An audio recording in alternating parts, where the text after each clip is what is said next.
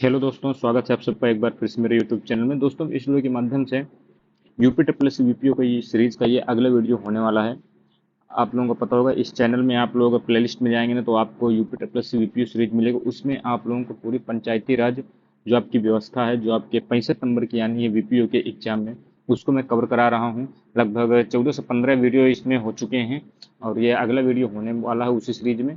तो आप यदि चैनल पर नए हैं तो चैनल को सब्सक्राइब कर लीजिए ताकि आपको आगे अपडेट्स ऐसे ही मिलती रहें। और यदि आप टेलीग्राम से जुड़ना चाहते हैं जहाँ से आपको पीडीएफ लेनी है तो आप डिस्क्रिप्शन में जाएंगे वीडियो के, वहाँ पर आपको लिंक मिल जाएगा, आप उसमें जुड़ सकते हैं जिसके माध्यम से आपको ये हैंड रिटन नोट्स भी मिल जाएंगी।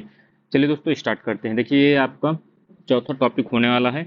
ये चौथी यूनिट का चौथा टॉपिक है, ये चीज़ आपको ध्यान देना है।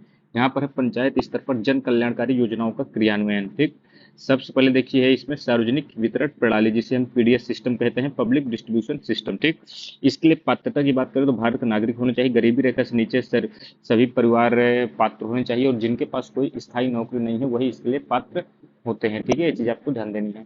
इनके लाभ की बात करें, देखिए पर मंथ 35 किलो चावल या गेहूं मिलता है, जबकि गरीबी रेखा से ऊपर के परिवार को मासिक आधार पर 15 केजी खाद्यान्न है तो पात्र होते हैं ये। ठीक है, जो गरीबी रेखा से नीचे हैं, जो बीपीएल परिवार होते हैं, उन्हें 35 केजी चावल या गेहूं, और जो गरीबी रेखा से ऊपर आते हैं, जिन्हें हम एबव पॉवर्टी लाइन से ऊपर कहते हैं, एपीएल वाले, उन्हें 15 केजी मिलता है। ठीक है, प्रवासी कामगारों के लिए one nation one ration card भी लागू किया गया है। आप इसकी बताइए ये किस स्टार्ट कब हुई थी ये योजना, ये आप बताएंगे कमेंट बॉक्स में।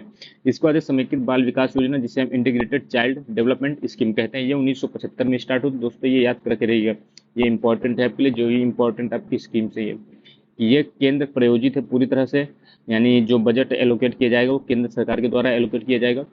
इसके तहत जो योजनाएं विभिन्न हैं, ठीक है। आंगनवाड़ी सेवा योजना, इसी के अंतर्गत ये लॉन्च हुई थी। बचपन की देखभाल करना, बच्चों की उनके विकास के लिए लाभार्थी इसमें कौन है, 0 से 6 वर्ष के बच्चे, ये चीज़ भी आपको ध्यान देना हो। गर्भवती महिलाएं और स्तनपान करने वाली महिलाएं इसमें आती हैं। 6 सेवाओं का एक पैकेज इसमें मिलता है। क्या क्या मिलता है इसमें, पूरक पोषण, स्कूल पूर्व अनौपचारिक शिक्षा जो होती है, पोषण स्वास्थ्य शिक्षा होती है, और आपका टीकाकरण है, स्वास्थ्य जांच, ये सब चीज़ें आपकी आंगनवाड़ी सेवा योजना के अंतर्गत आती हैं। आप देखते होंगे स्कूलों में जो ग्रामीण स्तर पर होते हैं वहाँ आंगनवाड़ी केंद्र भी होते हैं, जहाँ पर छोटे बच्चों की देखभाल की जाती है, उनके स्वास्थ्य को लेकर, पोषण को लेकर, शिक्षा को लेकर, टीकाकरण, स्वास्थ्य जांच वगैरह ये सब चीज़ें वहाँ पर की जाती हैं। पूरक पोषण में टेक होम राशन, जिसे टीएचआर कहते हैं, गर्म पका भोजन और सुबह का नाश्ता भी शामिल होता है। ये चीज़ आपको ध्यान देना है। ये आपका अगली योजना मोस्ट इंपॉर्टेंट है, पीएम मातृ वंदना योजना, जो जनवरी 2017 में आई थी। इंपॉर्टेंट है, चीज़ आपको ध्यान देना। इसके तहत सभी पात्र लाभार्थी जो है उन्हें 3 किस्तों में 5,000 रुपये और शेष 1,000 रुपये राशि मिलेगी। जननी सुरक्षा योजना, ये भी इंपॉर्टेंट है। इसके अंतर्गत क्या है कि मातृत्व लाभ की शर्तों के अनुसार संस्थागत प्रसूति कराने के बाद ये दी जाती है। औसतन जो है एक महिला को 6,000 रुपये प्राप्त होते हैं। ये इंपॉर्टेंट है, चीज़ आपको ध्यान देना है। अगला है आपका राष्ट्रीय क्रेच योजना। क्रेच का मतलब क्या है, शिशु गृह योजना। ठीक है, इसके तहत क्या है, कामकाजी महिलाओं के बच्चे जो हैं उन्हें 6 माह से 6 वर्ष को दिन भर देखभाल की सुविधा प्रदान करना है। शिशु गृह 1 महीने में 26 दिन एवं प्रतिदिन 7.5 घंटा खुला रहता है। ये एक प्रकार का सरकारी घर होगा। यहाँ पर जो है इस गृह में 1 महीने में ये 26 दिन खुला रहता है और प्रतिदिन 7.5 घंटा खुलता है, यानी 7 घंटे 30 मिनट। ठीक है, यहाँ पर जो कामकाजी महिलाएं होती हैं, जैसे देखिए वो काम करने चले गए तो उनके बच्चों को रखने के लिए, देखभाल के लिए ये योजना लाई गई थी। इसके बाद आपका पोषण अभियान, इसका उद्देश्य क्या, छोटे बच्चों में कुपोषण को कम करना और एनीमिया को कम करना। एनीमिया आपका आयरन की कमी से होता है, ये चीज भी आपको ध्यान देना है। महिलाओं के स्वास्थ्य सुधार करने से संबंधित है। और एक पोषण अभियान के तहत जो गर्भवती महिलाएं होती हैं, इनमें देखिए रोजाना आयरन विटामिन युक्त पोषण आहार देने की बात कही गई है। और आईएफए की एक लाल गोली रोजाना दी जानी है, आईएफए की। ठीक है, और यहाँ पर चौथे महीने से 180 दिन तक ले, ये चीज भी आपको ध्यान देना है। प्रसव से पहले कम से कम 4 एएनसी जांच और एएनएम या डॉक्टर से जरूर कराएं, ये चीज भी आपको ध्यान देना है। इसका क्या है, आपकी धात्री महिलाएं जो है प्रसव से लेकर 6 महीने तक, यानी आपके लगभग 180 दिन रोजाना आईएफए की एक गोली ली जाती है। आईएफए का आप फुल फॉर्म देखकर सर्च करके कमेंट बॉक्स में बताएंगे क्या होता है इसका। ठीक है, कैल्शियम की निर्धारित खुराक लेने की बात कही गई है इसमें, ये चीज आपको ध्यान देना है। इसमें क्या क्या विशेषताएं हैं, क्योंकि पूछ लेगा धात्री महिलाओं में क्या क्या आवश्यक होता है, क्या क्रियाकलाप किए जाते हैं और इनमें से कौन से नहीं किया जाता है, इससे भी आपसे पूछ सकते हैं। चीज आपको ध्यान देना, हल्के में मत लीजिएगा पेपर का, क्योंकि यूपी ट्रिपल एससी का लेवल आप जानते हैं कितना हाई हो चुका है अब। यहाँ पर देखिए नवजात शिशु को जन्म से 1 घंटे के अंदर पहले टीके के रूप में माँ का पीला दूध पिलाया जाता है। ये पॉइंट आपका इंपॉर्टेंट है, ठीक है।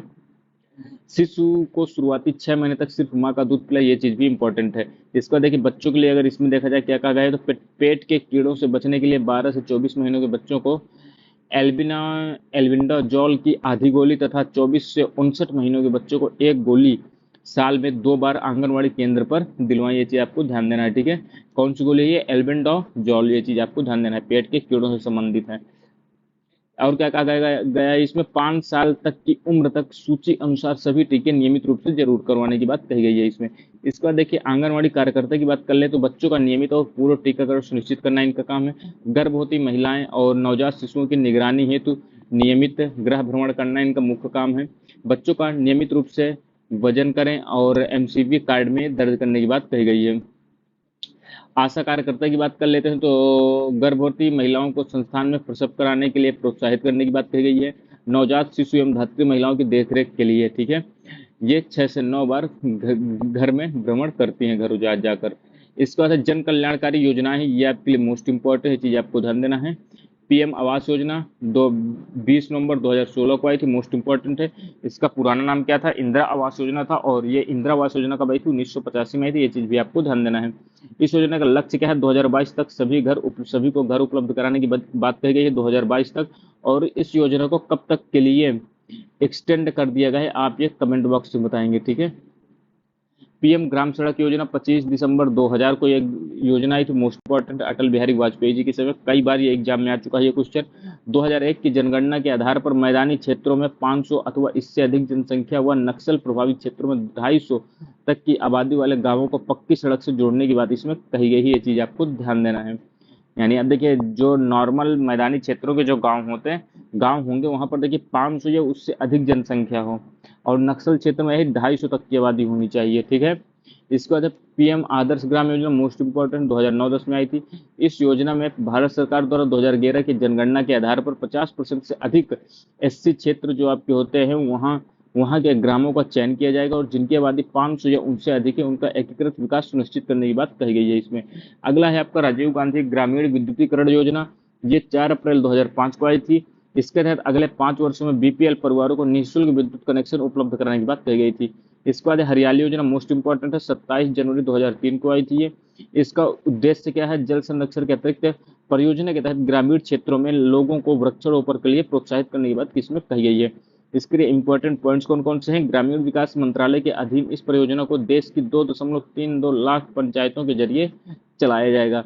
100 वृक्ष लगाने वाले व्यक्ति को वन रक्षक के रूप में नियुक्त कर उसे पंचायत के माध्यम से 100 रुपए प्रति मंथ का पारितोषिक प्रदान किया जाएगा। ये चीज भी आपको ध्यान देना है, इंपॉर्टेंट है ये लाइन, ठीक है। इसके बाद है राष्ट्रीय ग्रामीण पेयजल कार्यक्रम, ये आपको 1999 में आता है। इसकी शुरुआत होती है 1999 में। 1 अप्रैल 2009 को इसका नाम परिवर्तित करके यह नाम रखा गया था, ठीक है। ये चीज आपको ध्यान देना है। 10 नवंबर 2017 को मंत्रिमंडल ने इस कार्यक्रम को जारी रखने एवं पुनर्संरचना के लिए मंजूरी दी थी। अगस्त 2019 में इसी के तहत आपका जल जीवन मिशन स्टार्ट होता, मोस्ट इंपॉर्टेंट है ये। इसमें क्या कहा गया था कि 2024 तक कुल 19.35 करोड़ ग्रामीण परिवारों तक स्वच्छ पेयजल उपलब्ध कराने की बात कही गई थी इसमें। इसके बाद आपका सांसद आदर्श ग्राम योजना, मोस्ट इंपॉर्टेंट है, ये आपका 11 अक्टूबर 2014 में आती है योजना, ग्रामीण विकास मंत्रालय की है। पहले इसमें क्या प्रावधान है? संसद सदस्य द्वारा गांवों को गोद लेने की बात इसमें कही गई है अपने संसदीय क्षेत्र में। वर्ष 2019 तक 3 और वर्ष 2024 तक कुल 8 गांवों का सामाजिक आर्थिक विकास हो चुका है। लोकसभा के सदस्य मैदानी क्षेत्र में 3000 से 5000 और पर्वतीय क्षेत्र में 1000 से 3000 तक की आबादी वाले किसी भी गांव का चयन कर सकता है। इंपॉर्टेंट है, मैदानी क्षेत्र में 3 से 5000 और पर्वतीय क्षेत्र में 1 से 3000, ठीक है। रुपए का सदस्य यानी जो राज्यसभा, रुपए का नहीं, यहाँ पर राज्यसभा का सदस्य जो है किसी भी गांव को चुन सकते हैं, ये चीज आपको ध्यान देना है। राज्यसभा किसी भी गांव को चुन सकता है, लेकिन जो लोकसभा का होगा वो अपने संसदीय क्षेत्र में ही चुन सकता है, ठीक है। राज्यसभा का सदस्य किसी भी गांव को चुन सकता है जिस राज्य से वह प्रतिनिधित्व करता होगा। इस उद्देश्य के लिए एमपी लेट्स जो आपका राजस्व उपलब्ध कराती है एमपीज को केंद्र और राज्य प्रायोजित योजनाओं में मिला दिया जाएगा। ये चीज भी आपको ध्यान देना है। अब देखिए मनरेगा की बात कर लेते हैं। मनरेगा की बात करें यहाँ पर हम तो सेंटर और स्टेट का यहाँ पर जो परसेंटेज की बात करें, सेंटर आपकी 75% बजट देती है, 25% आपका राज्य सरकार के द्वारा। प्रारंभ 2005 में एक्ट बनता है ये नरेगा के रूप में।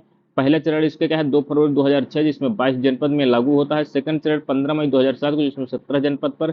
और थर्ड में क्या है 1 अप्रैल 2008 को ऑल डिस्ट्रिक्ट में लागू। 2009 में नरेगा को मनरेगा कर दिया जाता है, यानी महात्मा गांधी के नाम से इस योजना का नाम रख दिया जाता है। ये चीज आपको ध्यान देना है। इसका उद्देश्य क्या है कि एक वित्त वर्ष में कम से कम 100 दिनों का गारंटी युक्त रोजगार उपलब्ध कराने की बात कही गई है और सूखाग्रस्त जनजातीय क्षेत्र में 150 दिन के रोजगार की बात कही गई। ये चीज इंपॉर्टेंट है। देखिए, नॉर्मल यदि गांव है कोई तो वहां पर 100 दिन का रोजगार, और यदि सूखाग्रस्त जनजातीय क्षेत्र है तो वहां पर 150 दिन का रोजगार की बात यहीं पर कही गई है। इसके बाद आपका अगला है योजना जो संपूर्ण ग्रामीण रोजगार योजना, जो सितंबर 2001 में लॉन्च होती है ग्रामीण विकास मंत्रालय के द्वारा। रोजगार आश्वासन योजना और जवाहर ग्राम समृद्धि योजना, इन दोनों को मिलाकर जो है इसे बनाया गया था, किसे संपूर्ण ग्रामीण रोजगार योजना को। ये चीज भी आपको ध्यान देना है। अगला पॉइंट क्या है इसमें कि ग्रामीण क्षेत्र में खाद्य सुरक्षा और दिहाड़ी मजदूर के अवसर बढ़ाने के लिए स्थायी सामुदायिक परिसंपत्ति का निर्माण करने की बात कही गई थी। इसमें खर्च जो है सेंटर 75% देगा और स्टेट 25%। इस योजना के अधीन जो है काम करने वाले मजदूर जो होंगे दिहाड़ी के रूप में न्यूनतम 5 किलो अनाज और कम से कम 25% मजदूरी नकद दी जाएगी। ये चीज भी आपको ध्यान देना है। अब देखिए, अगला है आपका 10वीं नंबर की योजना जो है काम के बदले अनाज योजना। ये स्टार्ट कब होती है? नवंबर 2004 में। ये चीज भी आपको ध्यान देनी है। इसके अंतर्गत सर्वाधिक पिछड़े 150 जिलों में संपूर्ण ग्रामीण रोजगार योजना के अंतर्गत उपलब्ध संसाधनों के अलावा अतिरिक्त संसाधन प्रदान करना है। ये ग्रामीण विकास मंत्रालय की पहले चीज भी आपको ध्यान देना है। पीएम जनधन योजना मोस्ट इंपॉर्टेंट है। 28 अगस्त 2014 को लगभग 7.5 करोड़ परिवारों में जीरो बैलेंस पर बैंक खाते खोले गए हैं। ठीक है, ये चीज भी आपको ध्यान देना है। अब देखिए, यहाँ पर एक चीज है आपका पीएम जनधन योजना जो है इसके 6 स्तंभ है। ये चीज आपको ध्यान देना है। कौन कौन से 6 स्तंभ है? पहला है आपका 500 रुपए तक की ओवरड्राफ्ट की सुविधा मिलती है। इसमें सूक्ष्म बीमा भी मिलता है। वित्तीय साक्षरता कार्यक्रम भी है इसका स्तंभ। ऋण गारंटी कोष बनाने की बात कही गई है। बैंकिंग सेवाओं के बारे में बात की गई है और असंगठित क्षेत्र के कामगारों के लिए पेंशन योजना की भी बात कही गई है। इसके तहत क्या है रुपए डेबिट कार्ड के साथ 1 लाख रुपए तक की दुर्घटना बीमा भी उपलब्ध कराया जा रहा है। ये चीज आपको पता होनी चाहिए। इसे अगस्त 2018 के बाद खोले गए खातों पर दुर्घटना कवर 1 लाख से 2 लाख कर दिया गया है। देखिए, जब ये योजना आई थी तो 1 लाख तक का दुर्घटना बीमा था, लेकिन अगस्त 2018 में 2 लाख तक का आपका बीमा इसे कर दिया गया है। अगला है आपका कस्तूरबा गांधी बालिका विद्यालय योजना। ये 2004 में आती है योजना। कम साक्षर ग्रामीण क्षेत्रों में जो लड़कियां हैं उनके प्राथमिक स्तर पर शिक्षा की व्यवस्था को बेहतर करने की बात कही गई है। किसान क्रेडिट कार्ड योजना मोस्ट इंपॉर्टेंट, ये भी आपका अगस्त 1998 में आती है ये योजना। इसका उद्देश्य वाणिज्यिक बैंक, क्षेत्रीय ग्रामीण बैंक, सहकारी बैंक द्वारा प्रदान किए गए ऋण को सुसाध्य बनाने के लिए की गई थी। ये कार्ड किसानों की भूमि के आधार पर दिए जाते हैं। इस कार्ड का उपयोग खेती के लिए बीज, उर्वरक, कीटनाशक आदि जरूरत की वस्तुओं के लिए कर सकते हैं। किसान क्रेडिट कार्ड वार्षिक समीक्षा की शर्त पर 3 वर्ष के लिए वैध होता है। ये चीज भी आपको ध्यान देना है। अगला है आपका सर्व शिक्षा अभियान। ये आपकी 2001 में प्रारंभ होती है। इसका उद्देश्य क्या है? 6 से 14 वर्ष के सभी बच्चों को प्रारंभिक शिक्षा प्रदान करना इसका मुख्य उद्देश्य है। इसका लक्ष्य क्या है? सार्वभौमिक शिक्षा प्रणाली के कार्य निष्पादन में सुधार करना और गुणवत्तापूर्ण शिक्षा प्रदान करने की बात इसमें कही गई है। अगला है आपका पीएम ग्रामीण डिजिटल साक्षरता अभियान। ये आपकी आती है फरवरी 2017 में। इंपॉर्टेंट है। ग्रामीण क्षेत्र के परिवारों में डिजिटल जागरूकता बढ़ाने के लिए और शिक्षा को बढ़ावा देने की बात इसमें कही गई है। इस अभियान के माध्यम से 31 मार्च 2019 तक 6 करोड़ ग्रामीण लोगों को डिजिटल रूप से साक्षर बनाने की बात कही गई है। इसमें योग्यता क्या है? डिजिटल रूप से निरक्षर। एज कितनी होनी चाहिए? 18 से 40 वर्ष। पाठ्यक्रम अवधि 20 घंटे की है। तो ये आपकी दोस्तों इंपॉर्टेंट वीडियो थी। मुझे उम्मीद है आपको समझ में आ गया होगा। यदि आपकी वीडियो अच्छी लगी है तो लाइक और शेयर करें और अपने दोस्तों के साथ भी इस शेयर करें। और यदि आप चैनल पर पहली बार हैं तो चैनल को सब्सक्राइब जरूर करिए, सपोर्ट करिए, और ताकि जल्दी से जल्दी मेरे भी 1000 सब्सक्राइबर हो, ताकि और मुझे मोटिवेशन मिले आपके लिए काम करने के लिए, ऐसे ही वीडियो लाने के लिए। चलिए मिलते हैं अगले वीडियो में। तब तक के लिए दोस्तों धन्यवाद। जय हिंद।